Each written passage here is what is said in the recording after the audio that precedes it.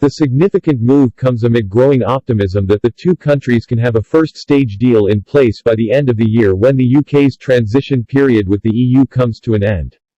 The International Trade Secretary Liz Truss and the U.S. Trade Representative Robert Lighthizer are launching negotiations through a video conference call. This first round of negotiations will last for around 2 weeks and will involve around 100 negotiators on each side. Ms. Truss said, "The U.S. is our largest trading partner and increasing transatlantic trade can help our economies bounce back from the economic challenge posed by coronavirus. We want to strike an ambitious deal that opens up new opportunities for our businesses, brings in more investment and creates better jobs for people across the whole of the country.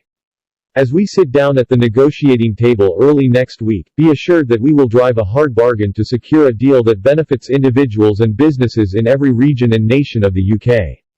It is hoped that a UK-US trade deal could redefine world trade and link the world's preeminent financial centers in London and New York." The move also heaps massive pressure on the EU's negotiating team headed by Michel Barnier, who had seemingly been dragging their feet on talks in the hope it would force Britain to extend the transition period beyond the end of this year.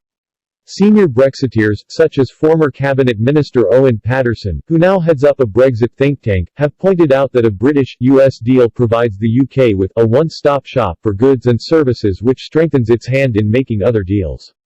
Meanwhile, Tory MPs are pressing the government to ensure trade deals are in place to speed up Britain's recovery from the coronavirus. Writing for the Sunday Express, Dehenna Davison, the newly elected MP for Bishop Auckland, argued that Britain will need to trade its way to economic recovery. She wrote, "Coronavirus has shown us the importance of keeping trade flowing and building diverse supply chains that are robust in a crisis.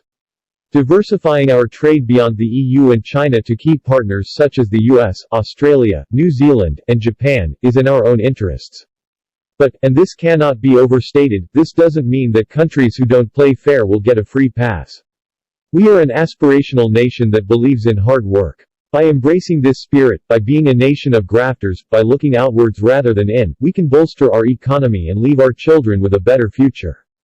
Government analysis shows a UK-US FTA will benefit every region and nation of the UK, with the greatest benefits in Scotland, the North East and the Midlands.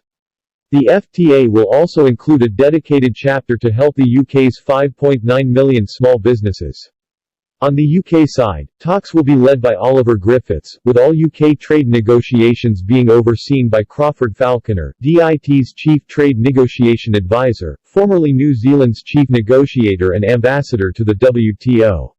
Further rounds will take place approximately every 6 weeks and will be carried out remotely until it is safe to travel.